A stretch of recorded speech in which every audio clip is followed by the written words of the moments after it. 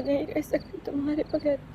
ابھی تو تم نے مجھے کہا تھا کہ تم نہیں جاؤ، ہمارے بچے کے لیے، آنٹی کے لیے سب کچھ کر سکتے ہو۔ دوستو ڈرامہ سیریل کیسی تیری خود غرضی کے آنے والے ایپیسوڈ میں آپ دیکھیں گے کہ جس میں آخرکار شمشیر کو پتہ چل جاتا ہے کہ اس کی ماں کی ڈیتھ ہو گئی ہے اور وہ شادی سے فوراً بھاگتا ہوا گھر آتا ہے، لیکن اس کا بابا صاحب اس کو ملنے نہیں دیتا اور وہ زور و قطار روتا ہے کہ بابا پلیز مجھے بس ایک بار اپنی ماں کا چہرہ دیکھنے دو، لیکن بابا صاحب کہتے ہیں کہ جس لڑکی کی خاطر تم نے ہم کو چھوڑا ہے اسی لیے آج بہتر ہے کہ تم بھی یہاں سے چلے جاؤ۔ اور پھر دوستو آپ دیکھیں گے کہ شمشیر بہت زیادہ روتا ہے اور پھر جب سب لوگ مہوش کو قبرستان میں دفنا کر آتے ہیں تو شمشیر بھی وہاں پر جاتا ہے اور اس کے ہاتھ میں پھول ہوتے ہیں اور وہ اپنی ماں کی قبر پر پھول ڈالتا ہے اور وہ زور و قطار روتا ہے اور وہ کہتا ہے کہ میرا کیا قصور تھا،